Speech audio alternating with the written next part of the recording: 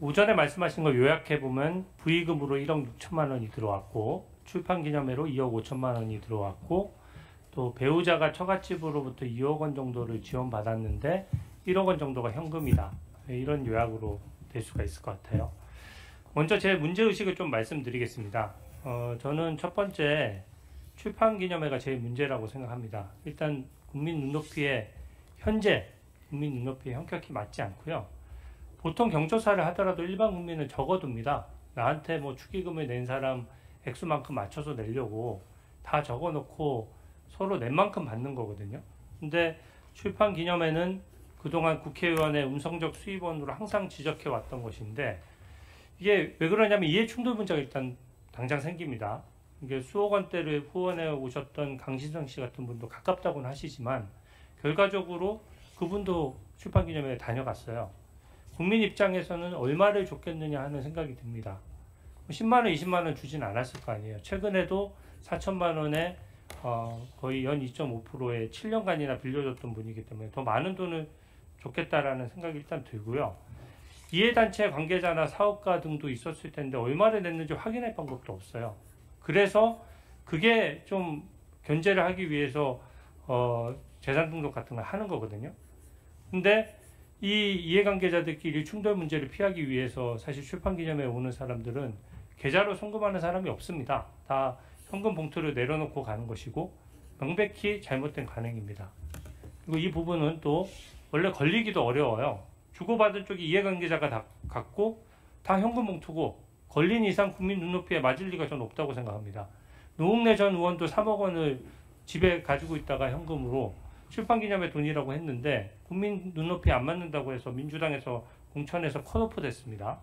입법 로비 사건에서도 이해단체가 불과 3천만 원 준 것이 이해단체와의 이해관계가 얽혔다라고 해서 뇌물죄가 됐어요. 이게 그리고 통상 금액이 또 크면 증여세 문제도 생기기 때문에 이게 내용이 안 나와서 모르겠는데 내용이 나온 이상 항상 문제가 될 수 있다는 점 말씀드리고요. 이 인세를 제가 국세청에 확인해 봤더니 1,300만 원 정도인데 맞습니까? 인세로 수익으로 잡힌 것이. 제가 국세청에 확인했으니까 아마 거의 정확할 겁니다. 어떤 책과 관련한 말씀이신가요? 두 권의 책 전부 다 합쳐서 국세청에 신고된 인세가 1,300만 원 정도인데. 그렇게 확인하셨으면 그것이 네. 맞겠죠. 예. 근데 후보자는 야인 시절에는 사실 출판기념회를 안 하셨어요. 근데 이게 보면은 국회의원이 되어서 권력이 있어야 사실은 사람들이 모이고 현금 봉투가 나오는 것이지 현실적으로 그냥 책을 팔아서 이 돈을 모으는 건 저는 좀 현실적으로 어렵다라는 생각이 듭니다. 그리고 빙부상 조의금도요. 국회의원도 다 김영란법 적용 대상이거든요. 물론 뭐 그 빙부상이고 그렇기 때문에 일정 부분 조의금은 불가피하다고 생각하지만 그게 일단은 최근에 수입 대비 지출이 너무 높다 보니까 1억 6천만 원이나 들어온 것도 일반 국민 관점에서는 좀 과도하다는 생각이 들어요. 왜냐하면 장례 비용도 다 부담을 했을 거고 처가 쪽에도 가족이 있을 텐데 후보자에게 1억 6천만 원이 배정이 됐다는 얘기거든요. 그리고 아까 말씀하셨던 처갓집 2억 원 중에 1억 원 현금도 현금이 사실 현금이 일반 국민들이 다 하지 않지 않습니까? 그래서 사실은 이 1억 현금 부분도 결혼한 자녀가 독립생계를 하는데 생활비와 현금 주면 일반 국민이 바로 증여세 탈루 문제가 생기고요. 혈을 한번 봐주십시오. 이게 지금 후보자의 5년간 그 순자산 증감액입니다. 보시면은 빙부상이 있던 애는 지금 원래 연봉 1억 정도 받는 가정이 생활하고 교회 헌금하고 이렇게 했을 경우에 저축하기 한 3천만 원, 5천만 원 저축하기도 쉽지 않거든요. 근데 순자산으로 는 게 2억 1천만 원이니까 아마 빙부상에서 했던 돈이 입금이 된 것 같아요. 근데 문제는 2021년입니다. 2021년도 한 푼도 안 쓰고 모아야 저게 1억 2천만 원의 재산이 늘 수가 있거든요. 근데 재산 등록이 됐다라고 하지만 빙부상이 있고 나서 그 다음 해에도 재산이 1억 1천만 원 는다는 걸 알 수가 있고요. 2022년도에 출판기념회에 있을 때는 순자산이 대폭 증가했습니다. 2억 5천만 원이 증가했고 또 출판기념회 두 번째에는 오히려 아까 말씀대로라면 현금 1억 5천, 1억씩 각각 들어왔어야 맞는데 순자산은 또 줄어들었어요. 근데 제가 주목하는 건 2024년도인데요. 이때는 이 세비로 다 쓰고 나서도 2억 1천만 원이 늘었거든요. 여기에 대한 자금은 어떻게 생각하십니까?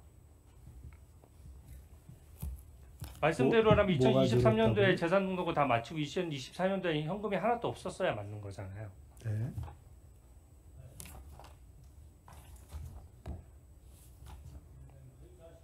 나중에 정리해서 말씀해 네네. 주시면 제가 네. 말씀드리겠습니다. 예.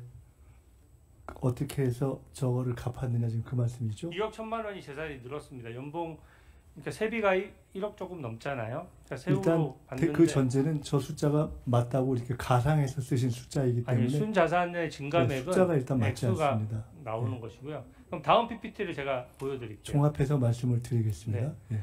여기도 마찬가지입니다. 수입 지출 현황인데요. 보시면 빨간색이 수입이고 파란색이 그 지출인데 매해 다 높았어요. 그러니까 재산 등록이 매해 정상적으로 이루어졌다 그러면 수입 대비 지출이 더 많은 경우가 생길 수가 없거든요.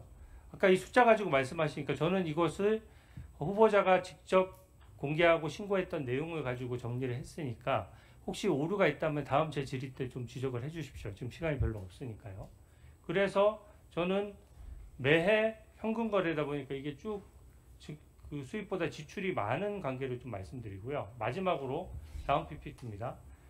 추징금을 갚은 내역 중에 제가 제일 이상하게 생각하는 부분은 딱 이 부분입니다. 이 부분에 대한 정확한 답변을 요구드립니다. 이게 지금 빨간색은 후보자의 예금인데 대략 한 2천만 원에서 4천만 원을 연간 넘지를 않았어요. 그리고 배우자 예금도 제가 체크를 해봤는데 2023년도랑 2024년도에 별다른 변화가 없었습니다. 근데 2023년도에 출판기념회 하고 나서 2024년도에 1억 1,500만 원을 갚았어요. 추징금을. 네, 그것까지 포함해서 답변 드리겠습니다. 간단하게 단답으로 말씀드리겠습니다. 우선 정리하신 숫자는 정확하지는 않습니다. 두 번째로 출판기념회와 관련해서 너무 과하다라는 말씀은 조금 이따 자세히 드리겠지만 평균 제 경우는 3천부, 2천부 이런 경우로 해서 평균 한 5만 원 정도 선의 출판기념회 후원 축하금이었던 것 같습니다. 아까 강신성 씨를 말씀하시면서 수억 원을 후원했던 이렇게 표현하면서 넘어가셨는데 그런 바가 없다는 말씀을 이미 드렸고 강신성 씨는 1차 정치자금 사건 때 너무 피해를 크게 보셔서 그 이후로 제게 4천만 원을 빌려줄 때도 맨 마지막에 빌려줬고 그 이외에 후원 회장을 맡거나 해도 사실은 후원금을 아마 거의 안 냈던 것으로 저는 기억하고 있습니다. 그래서 그런 관계를 유지해 왔다 하는 말씀을 드리고요. 그 법과 관련해서 지금 의원님께서 출판기념회를 포함해서 심지어 축의금, 조의금까지 다 문제를 제기하신 것은 사실은 국회의원의 범위를 넘어서는 전 국민이 축의금, 조의금을 신고해야 하는 문제를 새롭게 제기하신 것이어서 그것은 저는 의원님께서 어떤 법을 제기하거나 하시면 그런 차원에서 저는 별도로 논의할 사안이 아니겠는가 이렇게 생각을 합니다. 네, 마지막 질문 드리겠습니다.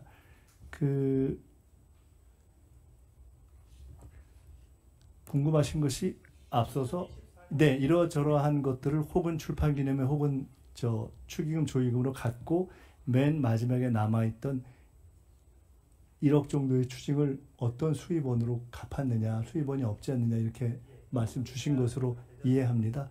대출했습니다. 24년에 1월 31일 날 1억 8천을 대출해서 그 중에 1억 정도로 추징금을 갚고 나머지 8천만 원은 그 해에 있었던 저희 선거 비용에 준비해서 썼고 그 선거가 끝난 연후에 선거 보전을 받아서 나머지를 다시 다 갚았습니다.